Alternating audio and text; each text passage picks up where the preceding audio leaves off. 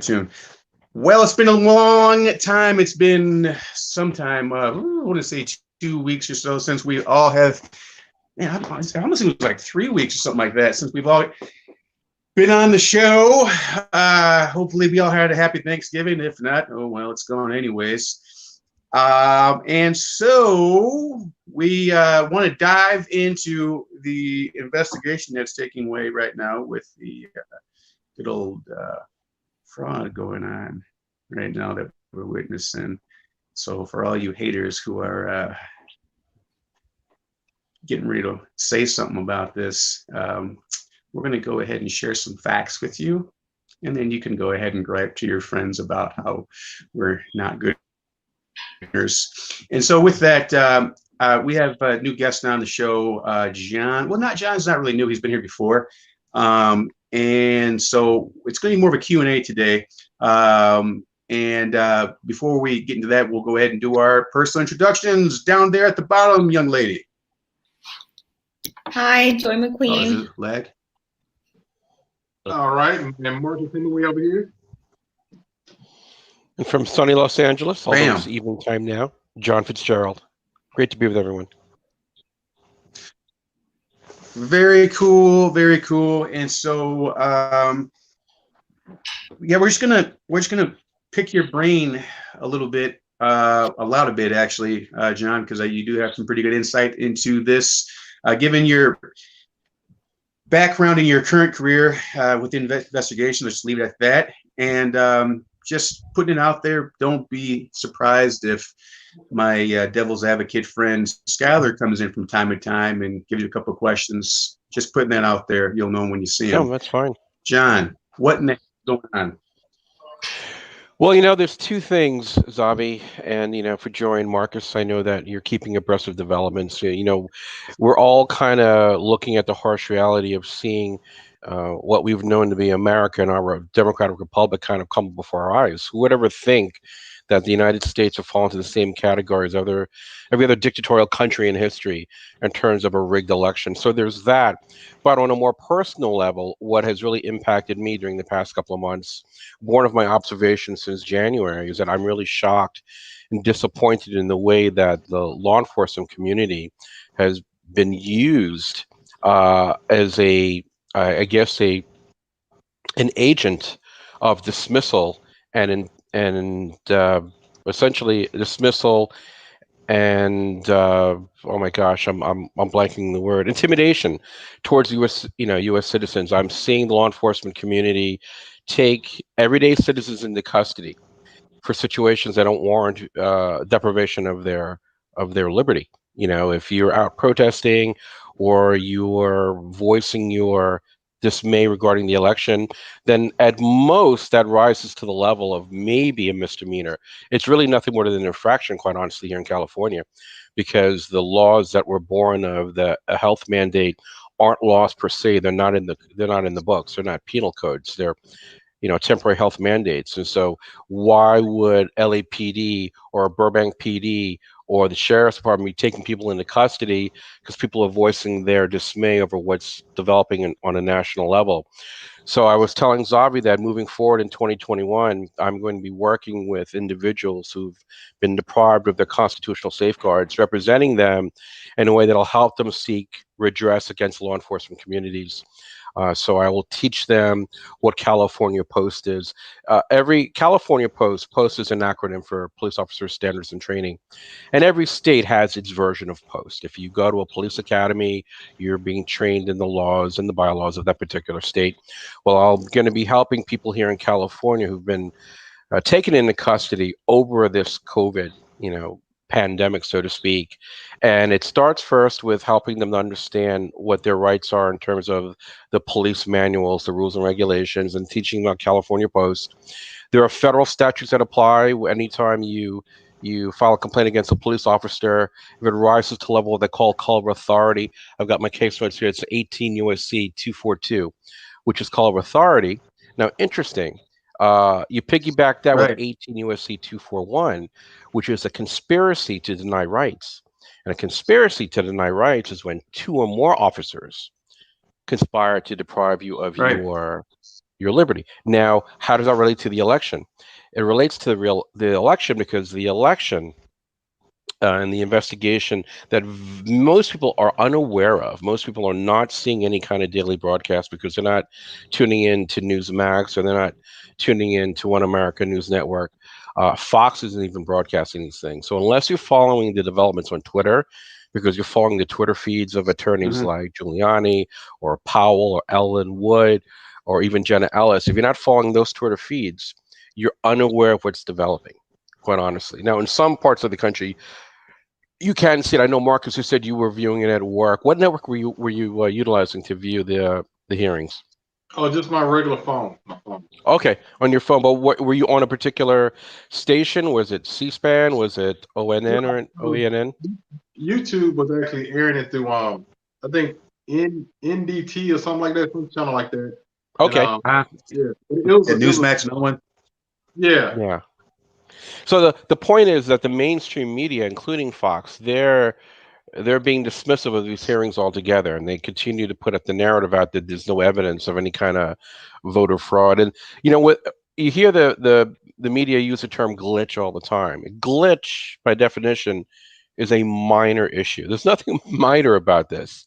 When you're talking about hundreds of thousands of votes, right? And let's go ahead and dive a little bit into that. So we're past the point of there's definitely fraud. We know it's not a glitch, and which means that there's intent behind it.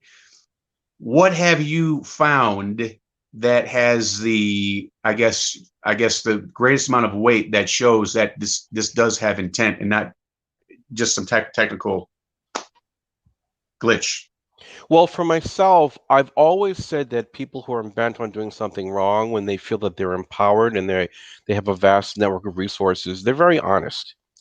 And Black Lives Matter has been very honest about its intentions, as has Antifa and the Democratic Party, what I call the Liberal Party.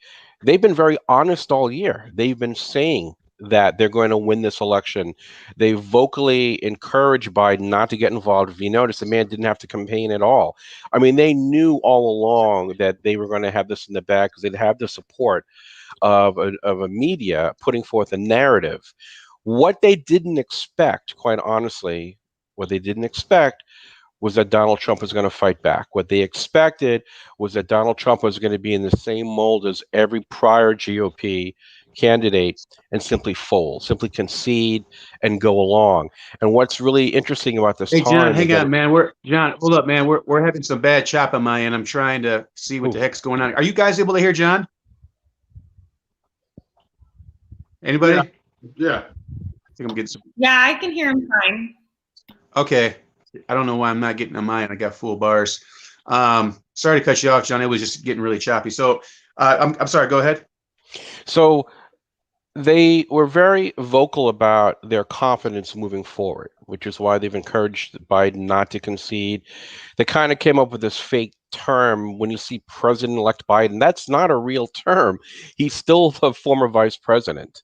That's really a mind game that the media is playing with us in terms of trying to get us to acquiesce to the narrative that Donald Trump should concede and we move forward. Right now, honestly, this election is not about Donald Trump. He's just a vehicle. Right now, the election is about the United States of America. It's about you, Joy. It's about you, Right. Marcus. It's about your kids, your friends, and your family. It's about our entitlement to a one man, one vote. It's about voting integrity. We will never have voting integrity ever again until the Lord comes to get us on the day of judgment if we allow this brief period in history to pass without a struggle, without a fight. So it's bigger than Donald Trump. And he said as much a couple of weeks ago when he said that they, meaning everyone in the world, including other world leaders, they're not coming after Trump. The world, including the liberals in the United States, they're coming after you and me. He's just the barrier. He's just in their way, quite honestly. Yeah. Let me say this I mean, it. Go ahead, Marcus. So one thing I've noticed about a lot of people that I have come across about this whole issue And I try my best to minimize the conversation that I have about this because I'm a firm believer if anybody has a disagreement, you go to the courts and the courts will air it out. That's my thing. So don't worry about the media. But I think the thing that most major news networks and mass media fails to realize that the media does not certify the election, and if you have litigation, the court has the last say. So if you can speak on to the role of the courts in this juncture right now, how's the court playing a pivotal role in this current election? Well, we're following the same course as we did in 2000 with Bush v. Gore. In that instance, when Gore sued, the claims made its way through the state courts, and they were not heard, and they made it the way to the Supreme Court. In this case, the district court judges, in California there'd be Superior Court judges, the district court judges, and it doesn't really have to do with the fact, with who appointed whom. The fact is that some are local appointees, some are Republicans, some are Democrats. But what the election has shown is it's been a great benchmark, a watershed moment to really reveal whose side we're on. And we can see that the liberals have had a strong agenda, but we can see now how their agenda has been facilitated by the many mainstream Republicans, or what we call the never Trumpers, who simply want to move past this and move along because you know what? They've never lost a paycheck. They've never had their businesses closed. How do you go into politics as a regular dude, and after a couple of years become a multi-millionaire? Yeah. Well, yeah. There's some everybody, including Obama. Republicans as well. So you really know who's got the president's back by those on the Republican side who are vocally supporting him, and it's not many. It's not many. Now, the irony is that ticket, the Republicans cleaned up in state legislatures across America. We kept the Senate. We were supposed to lose seats in the House. We gained 12 seats. So that's one indicator of something amiss. So why would people across America vote Republican down the ticket, but vote for Biden? It doesn't make sense. Right. Why would people not vote for anyone and only vote for Biden? And those ballots are in the hundreds of thousands, quite honestly.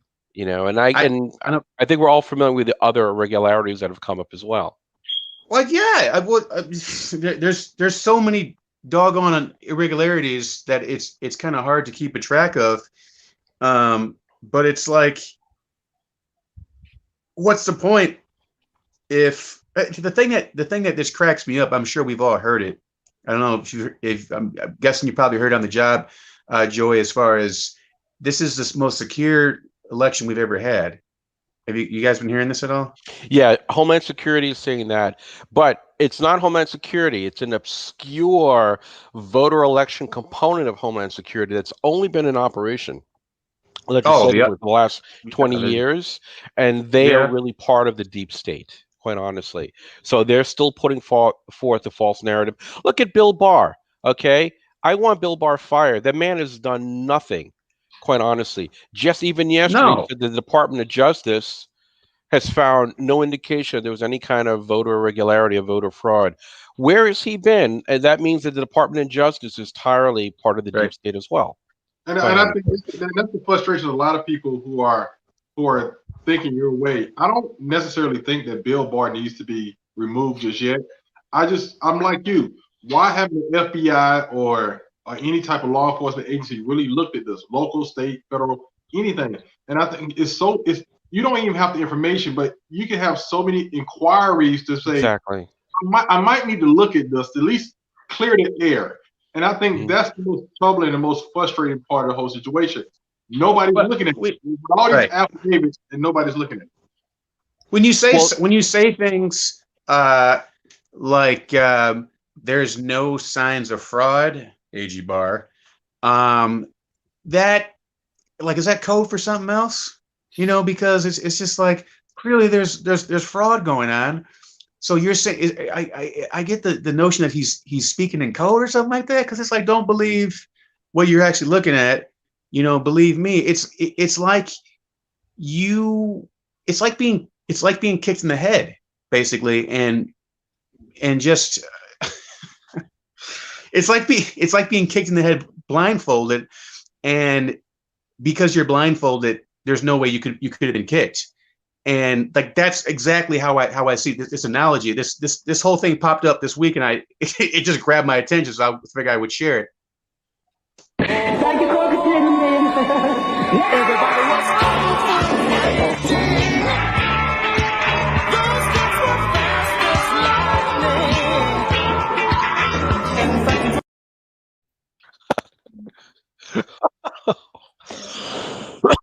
Excuse me. John, can I ask a question? Sure. So what is your take on this whole situation with the runoff in Georgia, and that we have people who are talking about boycotting the runoff? Yeah. You know, I can't see how that could be beneficial. No, it would be horrible. First of all, the situation in Georgia is multi-layered, almost like an artichoke.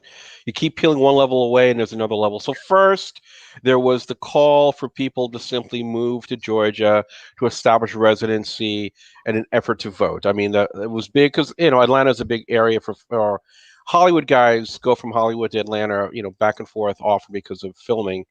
And so there was a call amongst celebrities to do that. That's actually against the law. You cannot move to another state the intention of establishing residency simply to vote. So that's not going to work. Then you had the GOP, or the Never Trumpers, work with the media to put the narrative out that, you know what, we are so disgusted with the state of elections that let's just throw our hands up and walk away. Well, that plays into the hands of the liberals, quite honestly, because if we don't have people voting there, then it's an automatic victory for the two liberals. And so Georgia, and then you've got Stacey Abrams, who is Biden has spoken of making her attorney general. I didn't know she had a law degree. Quite honestly, I she doesn't impress me. But now she's in a little bit of hot water because she put together a company that was in charge of essentially ballot harvesting, and she's been very vocal about that. So now she's a little bit under the microscope. So I think with President Trump arriving there this weekend in an effort to bolster support for the two GOP candidates, it's going to help. And it's not that I'm even a fan of either of the two GOP candidates. We just can't have the liberals take over, because that'll shift the balance of power in the Senate. Especially, yeah. There's so it's crazy. I mean, you mentioned Stacey Abrams. She's telling on herself. She's told on herself. Mm-hmm. They all tell on themselves, pretty much. And to make matters worse, like the irony of it is, you guys know she wears a cape, right? Like she wears a real cape. I had no idea she wore a cape. Yeah, no, for real. I'm like, no jokes aside, she wears a real cape, and it's just like we're living in like, like some weird comic book universe to where, we have real supervillains and whatnot. And it's just like, you couldn't have predicted this. Well, maybe you could have, but 10 years ago, like there's no way. And to be on the I guess the side of justice, everyone's going to have to wear masks. And I mean, it's all tied together. So I wanted to ask, what are the next steps before going to the Supreme Court? Well, Zabi, getting back to the core, we didn't really answer Marcus's question about where he thought where it's going to go. Sorry about that. Ultimately, it's going to end up in the Supreme Court, which is the best thing that could ever happen for us, because now with Judge Amy Coney Barrett there, we now have a 5-4. I know the media says it's a 6-3 balance. No, John Roberts is not a conservative. You're not a conservative because of who appointed you or what you call yourself. You're a conservative by the way you vote. Yeah. And he has consistently voted on the liberal side of the bench. So it's not a 6-3. It's solidly a 5-4. And what'll happen, there's two things. Number one, Judge Alito, I know, is fuming because his mandate from 3 weeks ago was ignored by the state of Pennsylvania. Okay. 3 days later, he made an unprecedented move by making an announcement regarding where he sees our religious liberty being infringed upon by the COVID situation. So with him overseeing Pennsylvania, you know that he's going to vote to remand. He's going to want an investigation. They are positioned, quite honestly, to invalidate the 5 states, the voting in the 5 states. And if they invalidate it, then those 5 states will go back and vote with paper ballots. And I think the president should move with an executive order to eliminate mail-in ballots, except for absentee. Because with an absentee, you have to request it, Yeah. and it has to go to your house. Okay. Here in California, and Zavi can tell you this, our governor is trying to make mail-in ballot voting required, where Right. they're just going to mail out Required, yeah. millions and millions and millions of votes. We won't even be able to show up. When I voted in person, Well, you I can knew still that. vote. It just won't matter, but you Well, can vote. when I voted in person, I knew that my vote was thrown away, and I realize now that I voted on the Dominion system. Wow. What I've read in articles, I voted Dominion because Dominion, when you vote on the system, I was telling Zavi, I'm accustomed to voting electronically and having the machine capture my vote, and that's it. Well, with Dominion, the last step is that you hit print. It prints out your vote. Then you put it in an envelope and you sign it, and it's got identifiers on the envelope so they know your name, your address, and your political party. I put none.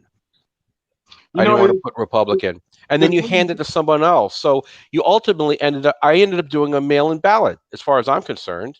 it's funny you said it because in DC, the first time I ever voted on a machine was in 2018. When I lived in South Carolina, I always used a paper ballot. I was never, without that fancy stuff. I was not used to the fancy stuff. And so I said, I'm going to try the machine. And I didn't like it because you had to go through these extra layer of steps to certify that your vote was submitted. And you're right, you have to print out the ballot, put it in an envelope, give it to somebody, they'll look at it, and then put it in the machine. I said, why would I do all this if I can just go ahead and just do it and give it to you? So Exactly. I vow, and this is before Dominion and all the controversy, because I never really heard about this issue. But according to news articles that came out with Lou Dobbs back in 2006 when he was on CNN, everybody saw the videos that Dominion machines was the issue then, but nobody ever addressed it. Yeah. And they were an issue then because they knew that they were used to keep Chavez in power. And people were questioning, well, why are we helping this dictator maintain power in Venezuela? It was a distant issue then. So they called it out for its faulty components. They didn't know it'd be a staple. And did you know that Pelosi's former chief of staff is actually one of the vice presidents of Dominion, and Dianne Feinstein's husband is part of the board? I mean, it's very connected, very connected to California. That doesn't. I'm sure that doesn't matter about anything. What, Marcus? I know we've talked a bit. However, Joy, what type of things have you been hearing in your, I guess, circle of life? Because I know you live in a very blue place in regards to, girl, are you crazy? Or really, tell me more. So, I mean, the office I work at, we work with children, so you'd be surprised. We don't really talk much about politics. There is a little cluster of us actually that are conservative, one of whom is like an immigrant from Eastern Europe. So, but my biggest thing right now that is kind of, obviously my faith in God. And one of the things that's keeping me afloat, in addition to my faith, is this whole 12th Amendment. And I posted a video about like a week or so, or 2 weeks ago. And basically, I don't know, John, if you could talk about this as well, but this whole concept of the 12th Amendment, and that I'm looking it up right now. It provides for Congress essentially to nullify the general election and do a revote.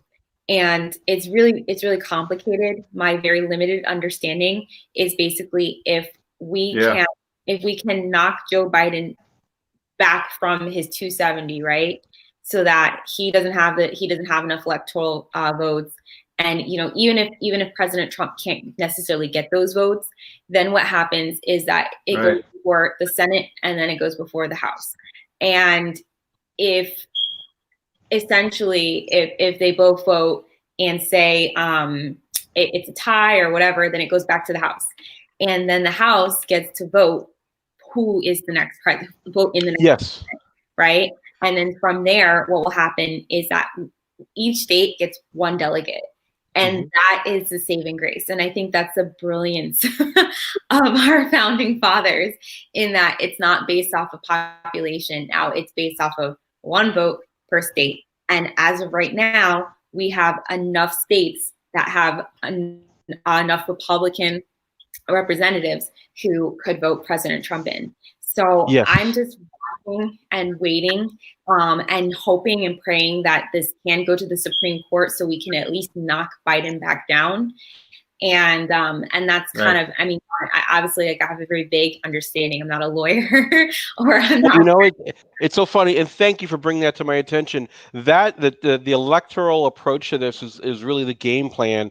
I hadn't heard of it in terms of the 12th Amendment. I hadn't even thought of that. I know that that's a general game plan. Right now, they've been talking about the 14th and the due process and equal protection, because it's the equal protection issue is really what is the constitutional basis for getting to the Supreme Court. You've got to have a constitutional standing to get to that level. But yeah, I think that is the game plan. I think that's exactly where they're going.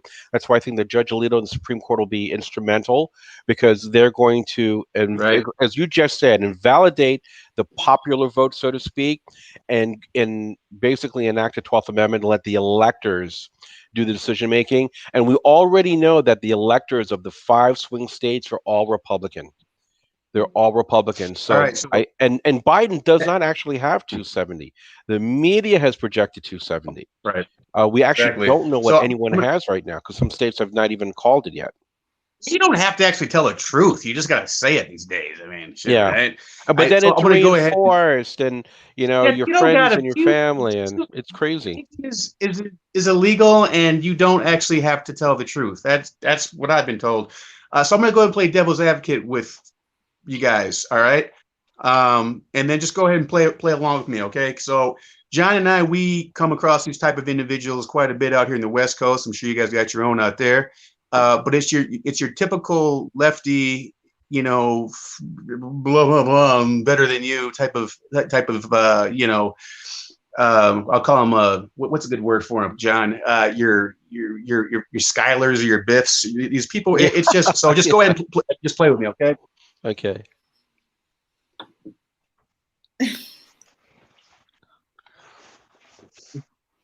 Oh. So, Joy, you really think that they're gonna use the 12th Amendment? I mean, they haven't really supported them quite yet. What makes you think that? Joy.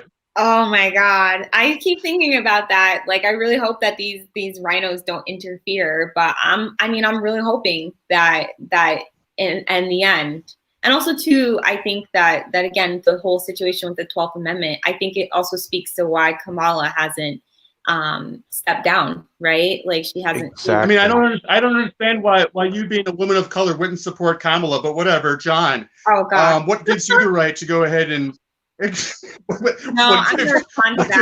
you the right to go ahead and have so much authority in this matter? No, I'm a woman of character. Okay, my character speaks way louder than my color, and I am most certainly. I don't want to be the color of Kamala. Kamala is disgusting. That's the only color I see inside of her. The color of Kamala. Oh God, no! It's. Can I talk about that phrase, a person like of that, color? I wish we could get rid of that phrase. That thing of color. That is a fake term that was made up about 15 years ago. A bunch of social workers were sitting around, and they were talking about race relations, and all of a sudden, it used to be black, white, okay, and then this whole issue of color came up, lumping us all into one category. I'm a Trinidadian. I'm an immigrant. I don't consider myself, I'm an Indian. Okay. Don't lump me into the same category as everyone else because I have a little tint to my skin. So I absolutely hate that term of color.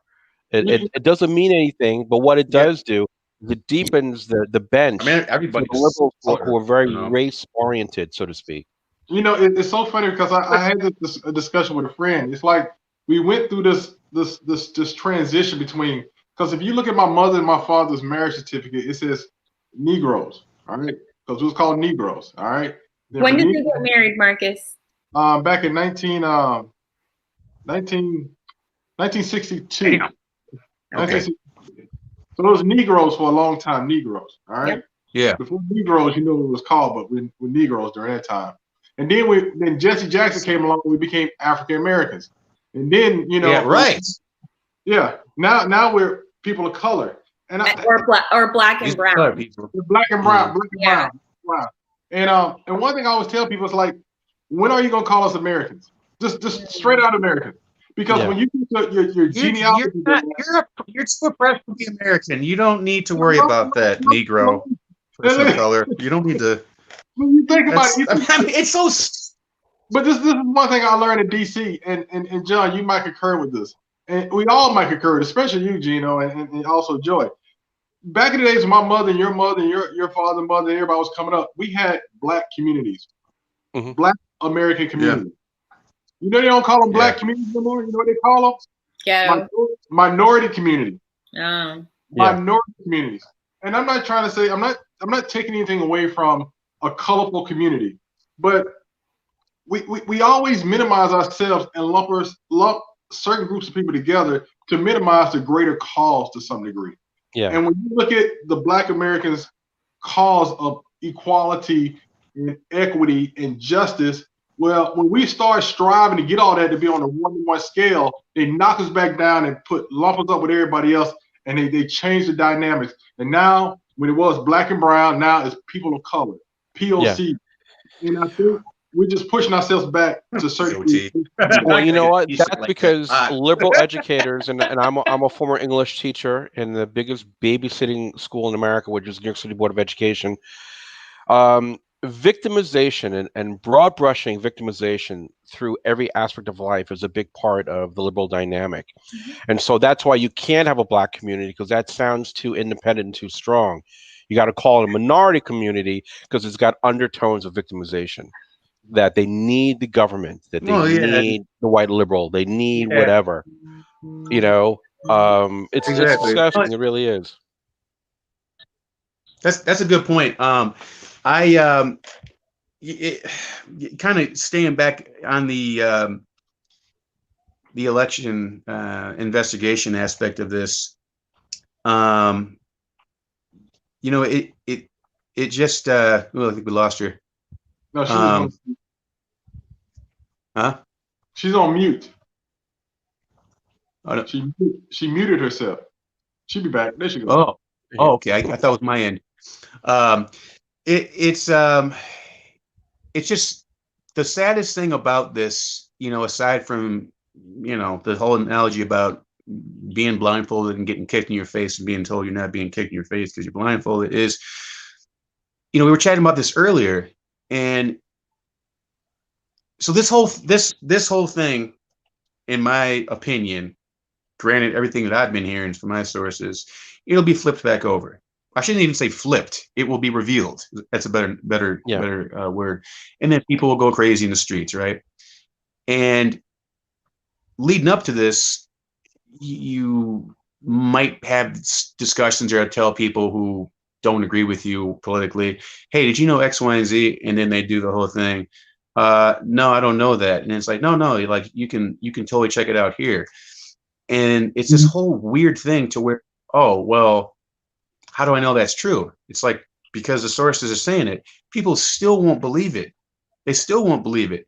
And then, like, you say something crazy, or I shouldn't even say crazy, but controversial to your family, Joy, your family, Marcus, and it's the all famous, I don't know, Joy, I don't know, Marcus. And like, what do you mean? I don't know. Like, I'm telling you. And I was thinking about this after we talked, Marcus, that's one of the big reasons that the MSM is continuing to push this, as far as Biden won, because everyone's being programmed. It doesn't matter what's happening right now. It doesn't matter. They know. I used to think that, you know, your Danzels and your Yaphet Kottos and your Tom Cruise were the best actors out there. No, it hit me this past year. It's MSM. They are the dopest actors of all time, and I'm kind of envious. So I've been taking notes. But either which way, They know what they're doing. They absolutely know what they're doing. And so what happens when things get flipped over and oh my gosh, oh, did you hear the news? Did you totally hear it? Trump, here's the president. John, what happens on a municipal standpoint, and what happens, I guess, in terms of just the layout as far as how law enforcement reacts to that? Because there's going to be some type of friction, I'm guessing. Well, you know, here in California, if you notice, Antifa and Black Lives Matter, they've been kind of quiet the past couple of weeks. They've been quiet since the election because they're deployed. They're not an everyday force that's meant to, work towards the rights of an oppressed community. They're deployed. We found out through the police department in Virginia that Black Lives Matter's got billions of dollars. So they've been paying DMV workers throughout the United States for the addresses of police officers. So right now there are units dispatched all throughout California. I work on a unit 3 nights a week where I'm sitting in a car with a partner and we're just kind of rolling around waiting for them to rear up. They're rolling around in Mercedes-Benz here in LA. They got no plates on their vehicles. They've got repeaters in their vehicles. They've got armaments. When they show up to protest, they've got their body armor and their helmets, which is against the law here in California. Actually, when anyone who's gone through California Post, when they take those early learning domains in terms of what it is to be an exemplary officer and disciplined policing, these officers are taught in the academy that you are out there to protect people and property, and if protesters are showing up, armed like that, so to speak, in terms of their body wear, that rises to the level of an all-lawful assembly. Well, you've not seen law enforcement do that at all. They've turned tail. Right. So in short, just for everybody watching, what you're saying is shit will go down. Yes. I know you got a very legal way of putting it, but everybody watch. Yeah, that's okay. So, and you know that because of what law enforcement is doing right now in preparation. Which is nothing, Zabi. Which is nothing. I'm so disappointed. What was that? I'm sorry. I'm so disappointed with law enforcement. They really, and you know what's weird? And I'm conservative. I'm former law enforcement. I teach classes. Right. I'm so disappointed with them that they're actually giving, by taking and depriving lawful citizens of their liberty, they're actually playing into that narrative that Antifa and Black Lives are pushing about law enforcement needing to be reformed. So these jackasses are coming full circle, and they're giving life to this false narrative that they are out, to pinpoint or injure the lives of the minority community or the Black community. Well, go ahead, Marcus. And every now and then I try my best to interact with local PD here, and when I say here in Washington D.C. And one thing you can understand about it might be just in LA too as well. You have the foot soldiers. You have your units out in the streets who's patrolling, but it's more administrative. That's more sympathetic to Antifa and Black Lives Matter. They put out these crazy ass policies to actually give light to or legitimize their cause because, well, when I was talking to a police officer, I was going to a bar to watch the football game in DC, and I was talking to an officer, and pretty much he told me, he says, we cannot arrest unless we get permission to do so. If we see a Black Lives Matter member or Antifa person busting out a window, tearing up property, we cannot arrest unless it's a felony. But if they're just destruction of property, there's nothing we can do. We can take pictures, send it up, and then we have to let the higher ups make a decision if we should arrest or not. And by the time all that is done, they're already gone. And let me say this. And the reason I say this is because it's nowhere in the world that you and I can set a fire in the middle of a busy street or shut it down without any type of repercussions to our actions. But if it's up under the color of Black Lives Matter or Antifa, they have a hands-off approach. They're literally setting fires in the middle of the street here in DC when they're so-called protesting. And the police officers sit there and look at them. But again, if you and I want to set a barrel fire for heat and warm, we'll probably get cited and get a ticket. That's how crazy the mindset is. Yep. Yeah, it's crazy. And what that officer shared with you, I don't know the penal code for, the District of Columbia or Maryland, but here in California, that's illegal. And you know what? It's illegal by policy matter for LAPD for an officer to enact an illegal command from a superior. Mhm. Okay? It's also illegal to omit a lawful command. So if your superiors ask you to do something that is unlawful, in other words, turning a blind eye to the destruction of property or the injury of people, that officer has every right to make that arrest and should be filing complaint against his superior. So really, everyone is taking the easy road out. They're passing the buck, so to speak, and that's the problem with law Yes, they enforcement. are. And the Yes, law they enforcement are. are the foot soldiers of the liberal mayors and the chiefs of police. When you become a chief, that's a political position. You're not in the streets anymore, and you gotta toe the line, so to speak, and it's disgusting. I'm not only worried about law enforcement infringing upon our constitutional safeguards, which would be our first, our second, our fourth, our fifth, our sixth, our eighth, and our 14th. You know how they're infringing upon your Eighth Amendment? Here in LA, Eighth Amendment has to do with cruel and unusual punishment. Here in LA, when LAPD and the sheriff's department are letting out felons Mhm. because of COVID in the jails, they're taking citizens into custody and jailing them and subjecting them to COVID conditions. That's cruel and unusual. Here in LA, because of COVID, the courts have shut down, so now there's no jury trials. It's trial by a judge. Well, that means if I go to trial, I can't have a jury of my peers deciding my fate. My fate has come down to the hands of a single judge who might be politically inclined. It's horrible. And then the church has rolled over dead. The Mhm. church as a whole in America is rolling over Big and time. playing dead. They It's should they should just say, Antichrist, come get us. yeah, Quite it's honestly. called being lukewarm, and God hates it. Big Yeah. time. Thank you, Joy. And so I wanted to delve more into that and that was the key word I was actually looking for out of this conversation was lukewarm, both spiritually And and also patriotically. yeah. In which case, what can be done as opposed to what should be done legally.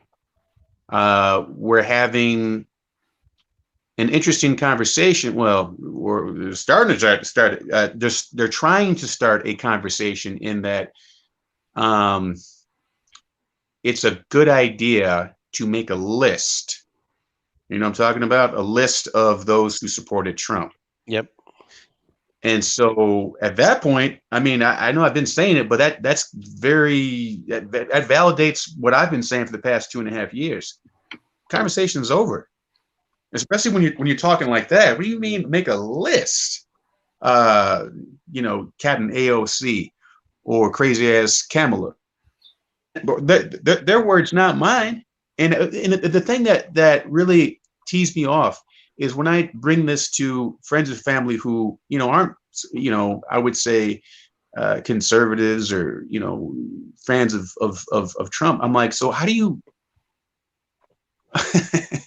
how do you take this? Like, how do you explain that? Man, it's not gonna happen to you. You'll be all right. And I'm like, how do you like what? Who are you working for? Like, what's this whole thing about?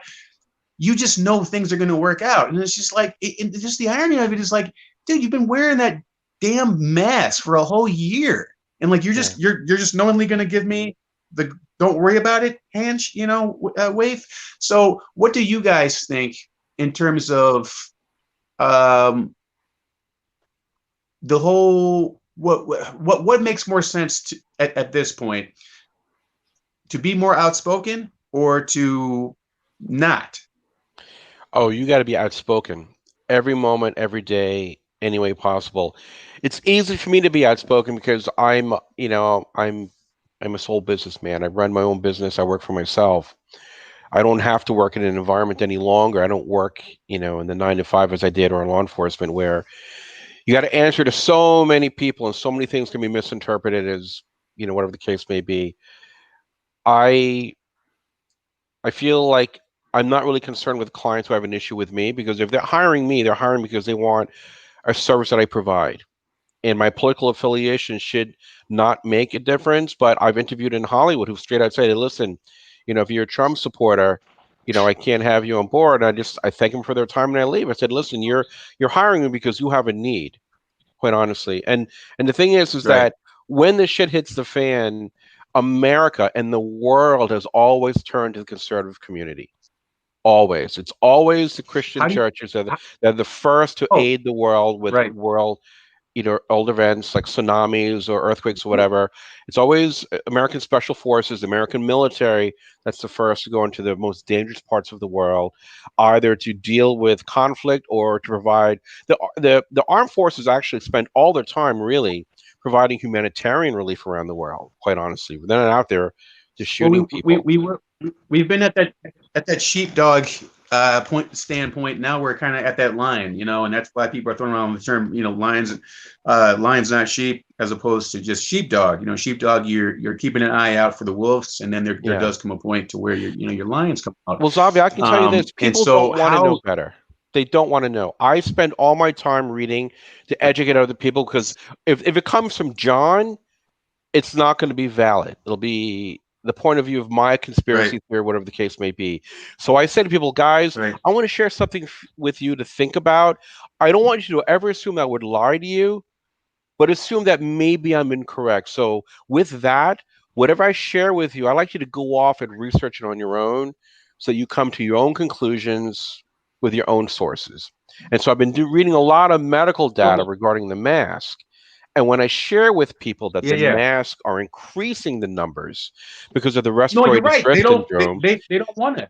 They don't they want. don't Right. want to hear it. They would rather wear the mask, quite honestly. And those numbers to Just begin with are spurious. I read a doctor's article 2 days ago that right. said there's a difference between COVID positive numbers and actual cases. The COVID numbers are spurious to begin with because you know that a ton of people have been told that they have COVID falsely. Okay, but assuming those numbers are Well, correct, yeah. All this the false. vast majority of people will What was the never. PCR? It was like 90% false, Yes, false PCR, readings like it's that. 90% false, exactly. I And mean, to be so truly COVID in terms of an illness, you've got to be admitted. They've yeah, got to do blood work. Serology's got to come back. They've got to see it impacting your organs. It's two different assessments. The CDC last week said not that we ever want to lose 10,000 people, but last week right. the CDC said that thus far of the 250,000 people who have supposedly passed on, only 10,000 died from COVID. Yeah.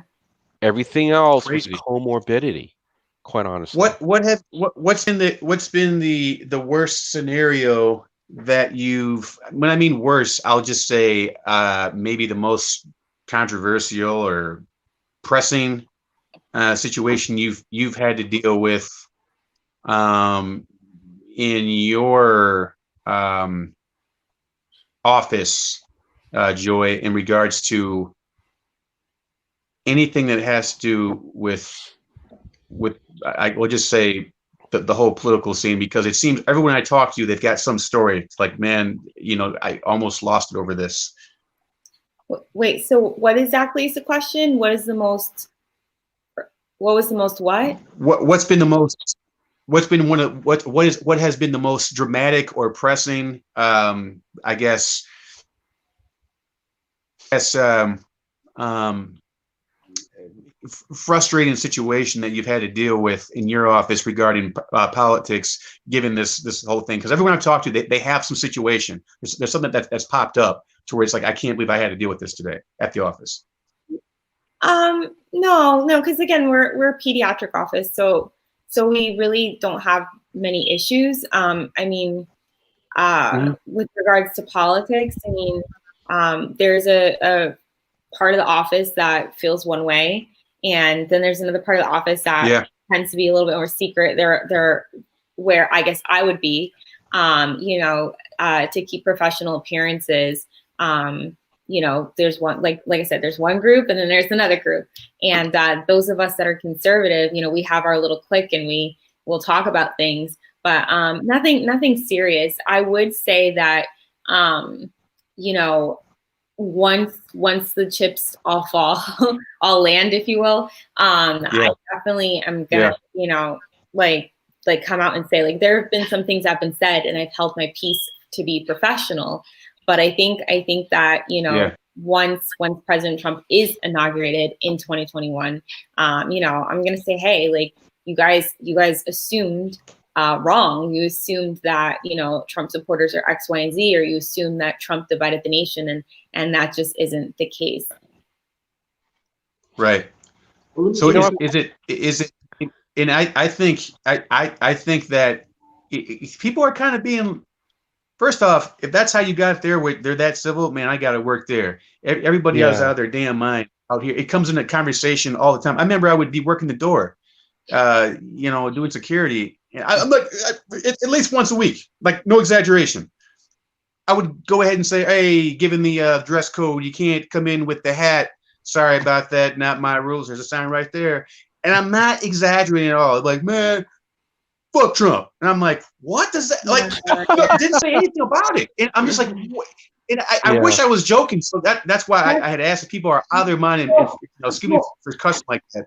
I mean, again, like I said, it's very different because it's a pediatric office. So it, you know, usually we keep everything super light when it comes to conversation, even with the parents. And if I ever feel like the parents are going down a path that I don't want them to go, I redirect the conversation. Okay. All right. Okay. You know, how do you do that? Because people like myself could take a lesson in that. I mean, it's I hate to say that it's fake niceties, but if that's, I don't think niceties is even a word, but you know, it's like, you know, especially with COVID. So the part of Connecticut I live in and work in, the COVID cases are going up. So, you know, parents will be like all nervous and stuff. And I just, you know, like, we just change the subject. Like, oh, like, mom, what does little Johnny want for Christmas? Like, and basically bring it back to the attention of the child. All right, here we go. So, we're like, so did you hear about what Trump did with all the 200,000 deaths? Did you hear about that? Oh my God, no one would ever be so blatant to say that. And I said, well, you know, like, we're here today to focus on your child. We're not going to talk about that. And that's what I was Joe, you work in a really awesome environment. Here in California, it's the opposite. First of all, I want us to come out of the closet, so to speak. You know, I've always lived in oppressive towns, whether it be DC and then New York and then LA. So we had to be the closeted Christians, right? When we were at work, had to be the closeted conservatives. You know what put me in shit's way, forgive my language, Joy, at the academy at Quantico. When I arrived, I offered to lead a Bible study. Wow. That put me, because there's nothing that cops distrust more than a young Christian in the unit. Mm-hmm. Okay, because the Christian cop is the guy that they're not going to trust. That is the new punk rock right now. Yeah, that is the new punk. It really is, and so it's rough. Here's a question, and I'll get to the final question. So I got back-to-back questions because I know Marcus and his wise beard has got something to say. Does it make more sense to start a movement of some sorts if the talk continues and the actions continue to persecute those who are patriotic, to form their own communities to where they avoid this persecution? We had a conversation this past week as far as turning patriots, getting some bill passed to go ahead and put patriots in a protected class. As much as I hate to bring that up, but we're at that point, especially in Hollywood. Yeah, good luck. So, or is it us being the big brothers and sisters saying, no, you know, we need to go ahead and stand here and just wait it out? I've thought about moving to like Wyoming or Montana, where it's like they're all patriots, no commies.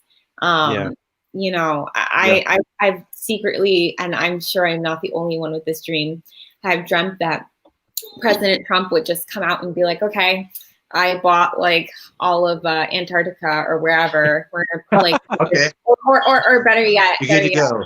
Let's go to space. I have like an entire space station, can house 50,000. But they follow you. You know they follow you, Joey. and like he's gonna be the president, and we're gonna have like an actual That's awesome. like Like a Pimpin' episode. This is the awesome. it would be the United Space of America. Yeah, that's awesome. And I mean, I So definitely feel like though it's important that we just stand our ground where we are. I right. know, Zavi, you talked about like potentially there being another political party, but I think that it's important that we right now as conservatives that we unite on the right. The only way we cannot be divided is to be united. And I know it sounds super cliche. I didn't mean for it to be cliche, but it just is what it is. Like we have to stand where we are. We have to stand our ground, because if we pick up and leave, we lose. And I would rather, like, remember 4 years ago, all the people that were supposed to move to Canada, and that never happened. Yeah, right. I would rather they pick up and move, because this is our country, and that's what it means to be an American, is to fight and stand your ground. That's the exact embodiment of what our founding fathers, like, this was their land, and they weren't giving it up.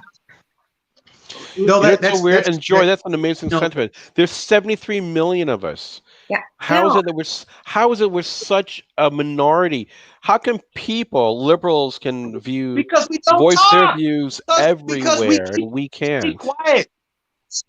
We've been silent this whole time, and what you just been talking about is exactly what's been going on, because people want to avoid this whole conflict, which is it's you know what, it's like this damn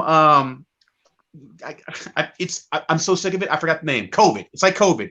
People say, "Man, I hope I don't get it." You're gonna get it. Like don't worry about that person who doesn't think for themselves. You're going to get it.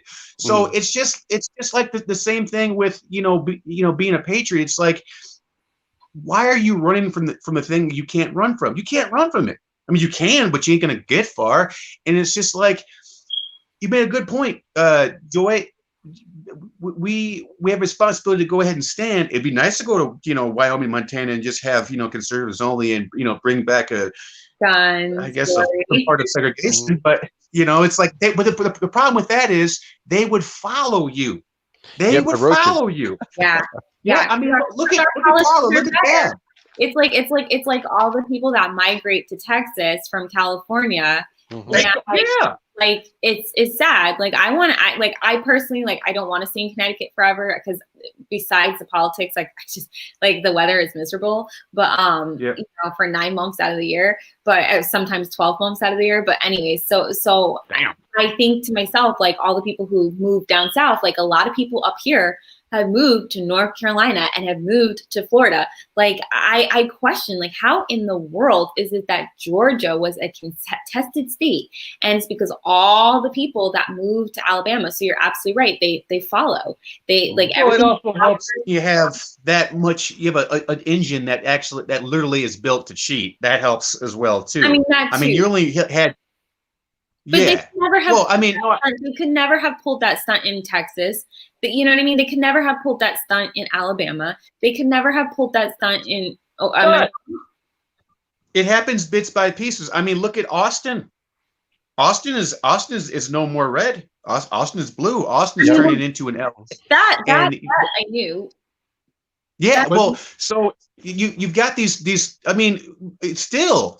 I mean, who's really confused in Georgia? Georgians, because they're down there, trying to figure out what the hell just happened. We only got 3, maybe 2 counties that are consecutive down here. How in the hell did that happen? Well, it happened because you have a person who's out of her damn mind wearing a cape, who's running a machine that allows you to cheat, and she gets. And here's the best part about it. Dr. Evil couldn't even do this. He uses their money to go ahead and shoot them in the head. The people who go to these different places and then they bring more of their crappy ideas is the same as the person who is so confused why there is dog crap in their house, but they have it on the bottom of their shoes. It's like, it's on your shoe, man. Yeah. Scrape your shoe off. And people just don't get it. It's like, well, I'm not a dog. No. But it's on your bottom of your shoe, and you're bringing those bad ideas into this house, and you're terrorizing it. And it's just, but here's a question. This is a little bit different. So we're all, most of us, okay, most of us are awake as to this virus not being a pandemic, and more so being political, because we're seeing the hypocrisy, right? We're seeing our Newsom's out there eat with it at his little soiree of people right after he tried to talk about the mandate, and your Pelosi getting her hair done, and your County what's that crazy supervisor chick? 2 days ago. Yeah, the county supervisor 2 days ago, and the mayor of Okay, San and then you Francisco. got Whitmer's brother or husband up in Michigan. I mean, so hypocrisy is everywhere. Yeah. Okay, so we're dealing with basically the real pandemic is fear and ignorance. Okay, so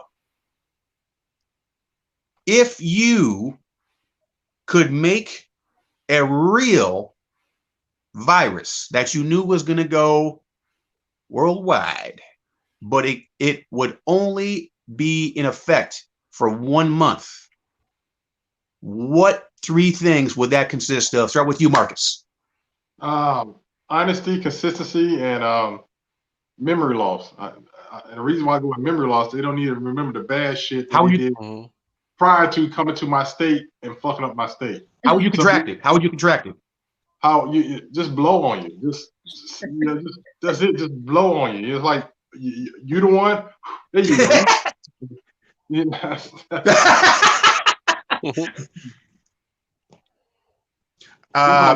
John, what would be yours? Yeah, something definitely airborne, because that's how people contract things airborne. I think, gosh, I never thought about that because my mind goes to the dark side. So, in keeping with what Marcus said, I'd wanted to improve the lives of people. So I would guess something, a virus that would cause people to acknowledge their own fears and their own desire to not want to know more about the truth, because a lot of people now, they know in their heart of hearts that there's something amiss. They're just giving in to the narrative. They're not willing to be brave enough to say, hey, listen, this is wrong. This is not about right or left. This is about America. So, you know what? That's it. I would want a virus that would want people to love America more. It would be an America virus. Okay. I got you. That's the problem. Okay, so that's the problem. Liberals hate America. They hate the ideals upon which we are founded. That's why they've been attacking Christmas forever. They got a slight victory with Thanksgiving. They hate the NFL. Rush Limbaugh predicted. Remember 10 years ago when Rush Limbaugh thought about becoming a minority owner of the Indianapolis Colts, and the NFL didn't allow him to do it? He predicted 10 years ago that liberals were going to go after NFL. You know why? Because the NFL embodies all that's American. It brings families together on Sunday. It's got the military. It's got law enforcement. It's got the Pledge of Allegiance. It's got families. And so he knew that in time. And you knew that, and it has nothing to do with cancer, because cancer, we need to pray to have that eradicated. But when the NFL started wearing the pink ribbons and the pink cleats about 5 years ago, that's when you knew the liberals were invading professional sports. Yeah.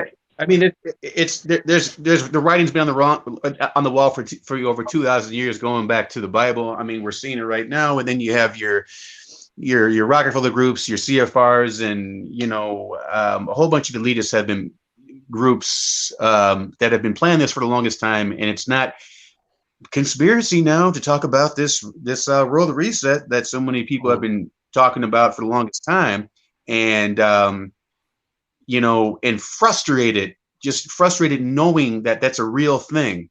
Like your Alex Jones is out there. That dude, Alex is intense, man, but I feel bad for him because he knows so damn much that's why the guy screams like he does. I mean, because the things happen, and then they happen, but you're still considered crazy. How do you get? How does your good vaccine get contracted, Joy? And what does it consist of? Oh, wait, hold on. You said vaccine or virus? You just said. I'm sorry. I meant pandemic. You shouldn't be listening too good. Okay. No, I meant pandemic. I must misspoke. Okay. So I feel like this is as we Christians like to say, are my flesh speaking. Because I think I guess, pandemic or virus, if you will, it will be, let's do a mental condition where, and this is going to go a little off topic, but anyone who co-signs abortion, whether it be vote for politicians that support abortion in their policies, you knowingly support politicians that do that, or you just turn a blind eye to it, or you know, whatever. And this is not necessarily, it's not in condemnation of people who've had abortions and are sorry. That's not it. But people who co-sign it, who are okay with it, every time they fall asleep, they will feel the pain and the suffering that every infant has felt in the womb when they have been sucked up and torn up to pieces and all sorts of things. So that would be one. And then on some nights, and then on other nights, for everyone who is critical of America and ungrateful to live in this country, every time they fall asleep, they get to wake up in Syria and be, you know, a human trafficking victim in Southeast Asia or in Eastern Europe, and they can experience how horrible life is elsewhere. And so, and this plague or pandemic, if you will, can last, I don't know, like maybe 7 months or whatever, and then we'll see. Okay, all right. We only get a month. I can see that you're anti-sleep on this. Let's only get a month. Okay, I think 1 month will be enough. Like, you know, I think we'll see what people are like afterwards, like how grateful they are to be Americans, and then also how I think we'll have a lot less people that are pro-choice. You know, Joey, that would be an amazing Twilight Zone movie, a new Twilight Zone movie. I love that premise. I mean, really do. It's being written right now as we speak. I mean, it's basically a classic being written right now in live time. And so you've got being critical of America, meaning, and those of you who are watching, who are saying, "What's she being critical of America? You saying America's bad?" I know who you are, dude. I know who you are. Meaning those who don't want to be here can leave. Pretty much right. The Colin Kaepernicks, the LeBron James, like those people. The college students who hate capitalism but then go to Starbucks every 5 minutes, or who eats or whatever. Those people. Thank you, and I dig that big time. I get so frustrated talking to, you know, friends talking about, you know, America, you know, we ain't perfect, you know, this, that, and the other. And I'm just like, whoever said what we are? Like, I don't understand. Like, anywhere else. What culture? Yeah, where do you think? Where? Well, why do we have the largest amount of immigration? You know, here, like for like the longest time, we've like been batting like 7,000. So it's like, where do you want to go? And it's some stupid answer like, well, you know, back in you know, Egyptian times or something stupid like that. It's like, all right, dude. Okay, so the third one. What's the third? Oh, I get what's another the third one? side effect? Oh, okay. Yeah, you get 3. Okay, I guess the third side effect would be after the month is done, everyone would repent. And then we would have a better world, and they would all come to Jesus. There you go. But that you gotta give. Okay. We. So wait, hang on. All right. So am I right by understanding that one of the side effects is repenting, or it's a choice? Yeah. Repenting. That's true. That's true. Repentance really should be a choice, but it would compel people to repentance. You know what I mean? Like I think they would. Okay. Compassion. People have more compassion, okay? Because once they see like what it's like, you know, to suffer like how these preborn babies are suffering, or once they see what people in other parts of the world, like you understand? Like I watched this ministry television, and they basically go and they provide night care to sex workers in Southeast Asia. So these are women who are basically prostitutes, and they have young children, and they have to keep their children with them while they work. Otherwise, their children will be kidnapped and turned into sex workers. Okay, and so what some of these women do is they handcuff their their toddlers to themselves while they are working as sex workers. This is real stuff. And yet we have black women that complain because maybe someone followed them in the store 15 years ago. Like it's you know, I want people to have compassion for the, you know, and gratitude for living in America, and compassion for other people who would kill to live here in America. That like, is the epitome of first world problems. That is first world problems. And with that being said, Joy, if you have any inclination to, I guess, do something in that arena to combat that, I know a guy who's pretty delved into that. If you want to, I'll just leave it out there like that. And so it seems like vaccine. I haven't even met the real, like, seriously, like I donate, but I've always like wanted to somehow or another get involved in like. Oh, I know somebody. I'm not just saying that. And for everybody else who's watching, trying to think that I'm just saying to be cool. Okay, all right, I'm cool because I'm actually being 100% right on this. So I'll give you information. So I guess for all of these, it would seem that repentance, or no, compassion is the vaccine for all of these. And so we've all given our own, I guess, righteous pandemics.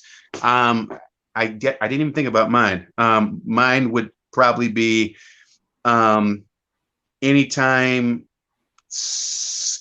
somebody was going to use, you think here, you know what? I guess it would be one would be ignorance. So anytime somebody was trying to talk to claim authority out of ignorance, I guess that's kind of, you know, lying. It is lying. And you know what, like, you know what I'm talking about. It's a person who says, well, I don't know, so you don't know. That, okay? I would say every time they did that, they would immediately sneeze and poop their pants, like every single time. That'd be the first one. Secondly, it would be the person who when you do get into conversation and you prove that they are false, and they try to go ahead and do a pivot, or, you know, sidestep it, or, you know, just do something kind of funky. What they would do is they would immediately hiccup, and then they would vomit. And so I'm picking bodily functions because I want that person to really know that what's happening is exactly what they're doing on a higher level. You're talking crap, that comes out. You're throwing up all over me, that comes out. And the last one would be it would be, and I don't know, it would be every time somebody said something to the effect that, you know, Christ isn't real, or God isn't real, just denying God. One of the side effect would be that they would be immediately transferred to hell for a couple of seconds, and then heaven for a couple of seconds. But that would only be for a month. So I just kind of came out there with out of the top of my head. But either which way, I guess we can all take our ideas and make a movie out of it somehow. We do have quite a few that they're all good ideas. Got me thinking right now, but we're all thinking right now. So that's good. We're, you know, cracking a few laughs. I really enjoyed everybody being here tonight and delving more into it. Those who are watching or who will be watching, it's not over yet. And just hope that everybody stays safe in the meantime. So with that, I bid a farewell and have a good day and be cool. Thank you, everyone. Have a good night.